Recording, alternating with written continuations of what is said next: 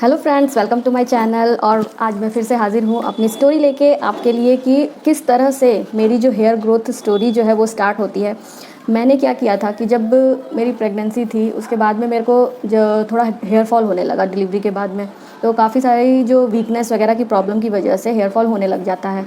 तो उसके बाद मैंने क्या किया कि अपने हेयर्स को कटवा दिया, इसलिए क्योंकि मुझे बिल्कुल भी हेयर मतलब बाल अपने झाड़ने का बिल्कुल भी टाइम नहीं मिलता था। मैं दिन भर मतलब बच्चा का मालिश करना और बहुत सारी चीज़ें ऐसे करना, जिसकी वजह से मुझे अपने ऊपर ध्यान देने में बिल्कुल भी टाइम नहीं मिल रहा था। और मुझे पता नहीं क्यों मेरा मूड अपसेट हो गया और मैंने अपने बालों को कटवा दिया।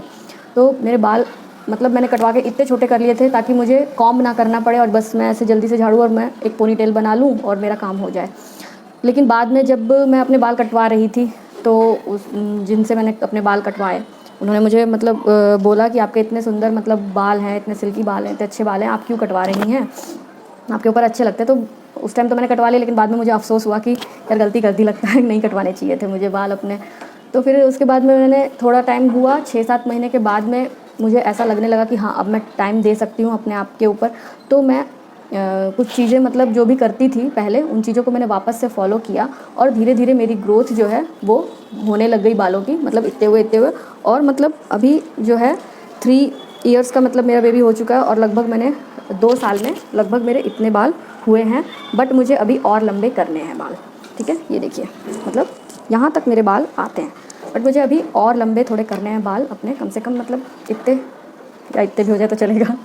तो इतने और मुझे करने हैं और इस उन चीज़ों को करने में मैं क्या क्या फ़ॉलो करूँगी, किन किन चीज़ों का किन किन डाइट्स का मैं ध्यान दूँगी और किन किन बातों पर आपको भी ध्यान देना है। अगर आप मेरा रूटीन फॉलो करना चाहते हैं तो प्लीज़ आप मेरा रूटीन फॉलो कर सकते हैं, जिसमें कि है आंवला, मतलब आंवला जूस पीना है हमें सुबह और शाम दोनों टाइम। आंवला जूस जो है पतंजलि का आंवला जूस भी ले सकते हैं, दूसरा भी कोई मिल जाए तो चलेगा, मुझे तो पतंजलि का मिलता है तो मैं ले लेती हूँ। और आंवला जूस को पीना है हमें कम से कम सुबह शाम दो बार गुनगुने पानी में। हमें बादाम और अखरोट अपनी डाइट में शामिल करना है और विटामिन सी जो है वो यूज़ करना है। विटामिन सी का जो भी फ्रूट्स अगर मिल जाए हमें तो वो लेना है। विटामिन B12 लेना है, विटामिन ए भी लेना है, ओमेगा 3 फैटी एसिड्स लेने हैं साथ साथ में। और साथ ही में आपको विटामिन डी लेना है। विटामिन डी के लिए मैं सुबह सुबह थोड़ा सा मेडिटेशन करती हूँ, थोड़ा सा मैं धूप में भी थोड़ी जो सुबह की 7 बजे की धूप होती है उसमें मैं थोड़ा सा वॉक करके आती हूँ। तो इन चीज़ों को मैं फॉलो करती हूँ तो मुझे काफ़ी अच्छे रिजल्ट मिलते हैं। उसमें भी कई बार मेरा मतलब रूटीन कभी कभी गड़बड़ हो जाता है, बट हाँ मैं अपनी डाइट पे भी बहुत अच्छे से ध्यान देती हूँ। बायोटीन्स में कुछ सीड्स हैं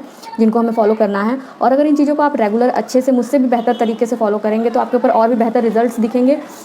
और पानी ज़्यादा से ज़्यादा पीना है आपको, कोकोनट वाटर जो है वो पीना है बीच बीच में। साथ ही में आपको क्या है, सुबह सुबह अगर हो सके तो आप करी लीव्स जो होती हैं वो 4 या 5 करी लीव्स जो है सुबह में खाइए, जब मर्जी आपकी तब खा लीजिए। ऐसा कोई सुबह शाम का कोई वो नहीं है, मैं तो सुबह सुबह मतलब खा लेती हूँ। तो जब मैं बादाम और अखरोट खाती हूँ उसी समय में मैं करी लीव्स भी खा लेती हूँ। और ड्रमस्टिक जो होती है सहजन की पत्तियों का अगर आपको मिल सके कोई भी डिश तो आप वो खा सकते हैं, या सहजन की फली सांभर बना के या सब्जी बना के आप सहजन मिले ड्रमस्टिक अगर मिले तो आप उसको भी यूज़ करिए बहुत अच्छे से। बहुत ही अच्छे रिजल्ट आते हैं इनके मतलब डाइट में इनको लेने के, हमारे हेयर्स के ऊपर, हमारी स्किन के ऊपर। स्पेशली मैं स्किन के ऊपर भी मतलब जो भी होममेड रेमेडी होती हैं मैं वही करती हूँ। और मैं किसी भी तरह का मेकअप, लिपस्टिक, काजल, आईलाइनर लगा लिया वही बहुत है। उसके अलावा मैं सिर्फ या तो मॉइस्चराइज़र लगा लेती हूँ या फिर मैं सनस्क्रीन लगा लेती हूँ। इन 2 चीज़ों के अलावा या फिर मैं गुलाब जल जो होता है रोज़ वाटर उसको टोनर के जैसे यूज़ कर लेती हूँ। और दूसरे और चीज़ों के ऊपर मैं एक्सपेरिमेंट करती रहती हूँ, पर जो भी होती है वो घरेलू घर की चीज़ों की होती हैं। जो भी होते हैं मार्केट का कोई भी लोकल मतलब मेकअप का जो दूसरे प्रोडक्ट हो गए या दूसरे और भी क्रीम पाउडर कुछ भी हो गए उस तरह के मैं चीज़ें यूज़ नहीं करती हूँ। स्किन पे सिर्फ मॉइस्चराइज़र या रोज़ वाटर या फिर वो बहुत हुआ तो सनस्क्रीन, ये तीनों बस, इसके अलावा कुछ नहीं, कोई ना फाउंडेशन ना कुछ। बहुत अगर कोई पार्टी फंक्शन है तो मैं BB क्रीम लगा लेती हूँ, ठीक है। तो इन चीज़ों को अगर हम फॉलो करेंगे ना तो हमें ज़्यादा दूसरी चीज़ों के ऊपर, मेकअप के प्रोडक्ट्स के ऊपर या दूसरे शैम्पू लगा लूँ, ये लगा लूँ, वो लगा लूँ, इन चीज़ों के ऊपर वो चीज़ों ज़्यादा हमें भागने की ज़रूरत नहीं है। हम इन्हें ही फॉलो करके इतना अच्छा रिजल्ट पा सकते हैं कि आप सोच भी नहीं पाएंगे। आप 1 साल या 6 महीने सिर्फ इसको फॉलो करके देखिए, उसके बाद बताइएगा कि आपको रिजल्ट मिले या नहीं मिले। बशर्ते आपको दोनों तरफ ध्यान देना होगा। हाँ, जो भी टीनेजर्स हैं, जो भी लड़के लड़कियां मतलब 20 से नीचे अगर हैं तो उनके ऊपर इनके रिजल्ट्स जो है अगर वो इस रूटीन को फॉलो करते हैं तो ज़्यादा ही रिजल्ट मुझसे भी बेहतर मिलेंगे, ठीक है। क्योंकि मेरी अब अबव 35 हो चुकी है एज, तो मुझसे ज़्यादा उनको रिजल्ट मिलेंगे ये मैं जानती हूँ। क्योंकि जब मैं टीनेज में थी तो मैं ये चीज़ें करती थी या इससे कम भी चीज़ें करती थी तो मेरे बाल बहुत ही ज़्यादा, वॉल्यूम बहुत ज़्यादा था, बहुत ही ज़्यादा मेरे बालों में मतलब शाइन और वॉल्यूम के साथ साथ में मतलब मेरी ग्रोथ भी बहुत ज़्यादा थी। मतलब इस चीज़ में मैं बालों के लिए काफ़ी मेरी हर जगह तारीफ़ होती थी। सब स्पेशली मेरी तारीफ़ होती है कि मेरे बाल जो है ब्लैक बहुत ज़्यादा हैं, ठीक है। तो ब्लैक होने का एक बहुत ही बड़ा कारण है कि हम लोग जो है सरसों का तेल जो होता है, मस्टर्ड ऑयल, उसको खाना और लगाना दोनों यूज़ किए हैं बचपन से। सेकंड की प्रेगनेंसी के टाइम पे ये बात सबको ध्यान देनी चाहिए कि प्रेगनेंसी के टाइम भी कुछ ऐसी चीज़ें होती हैं जिन्हें किस समय लेना है ये भी ध्यान देना होता है। कुछ ऐसी चीज़ें होती हैं जो करने से हमारे जो बेबी होते हैं उनके भी बाल बहुत अच्छे होते हैं। मेरे खुद मतलब मेरे जो बेबी के ऊपर मैंने जब ये चीज़ें फॉलो की हैं तो रियली में उसके बाल मतलब कोई भी देखता था तो वो बोलता था कि आपने मतलब ऐसा क्या किया है जो उसके बाल मतलब इतने सुंदर हैं। और लोग बोलते थे वो लड़का था इसलिए मैंने कटवा दिए उसके बाल 2.5 साल 3 साल पे, लेकिन लड़की होती तो अलग ही बात रहती। लेकिन बहुत लोग मुझे बोलते थे कि आप मत कटवाइए उसके बाल, मत कटवाइए, बहुत ही अच्छे लगते हैं उसके बाल। तो लेकिन बालों में मतलब मैंने काफ़ी ये चीज़ नोटिस किया कि मेरे बेटे के ऊपर उन चीज़ों का असर आया, जो चीज़ें मैंने फॉलो की थी हेयर्स के लिए कि हाँ ये चीज़ें काम करती हैं, तो वो काम की।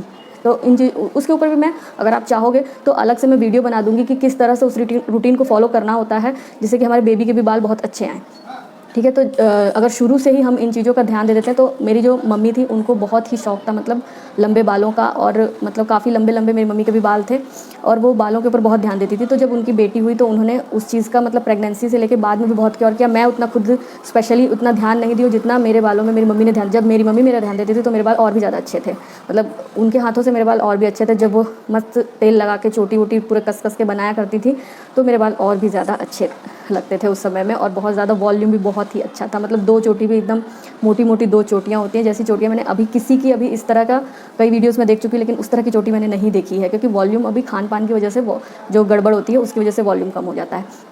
तो इन बातों का भी अगर हम ध्यान देते हैं तो हमें काफ़ी बेहतर रिजल्ट मिलते हैं।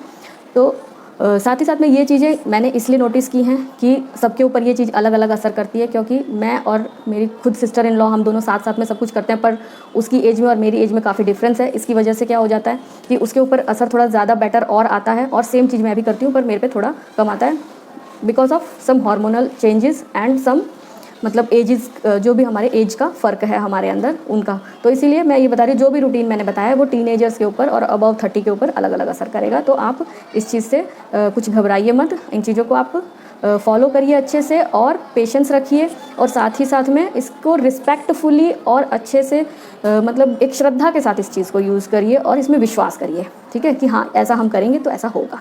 ओके फ्रेंड्स, तो आई होप कि आपको ये वीडियो ज़रूर नॉलेजेबल लगी होगी। तो प्लीज़ एक लाइक ज़रूर दीजिए मोटिवेशन के लिए, और मेरे चैनल को ज़रूर सब्सक्राइब करिए और मुझे ज़्यादा से ज़्यादा मेरे वीडियोस को शेयर करिए ताकि और भी लोगों को इस चीज़ों का बेनिफिट्स मिल जाए, क्योंकि हेयर प्रॉब्लम बहुत ही ज़्यादा बढ़ चुकी है हर जगह, पूरे वर्ल्ड में ये बहुत ज़्यादा बढ़ चुकी है। तो इस चीज़ का सबको नॉलेज होना चाहिए कि हाँ कौन सी चीज़ किस तरह से काम करती है। Okay friends, thank you, thanks for watching, bye bye.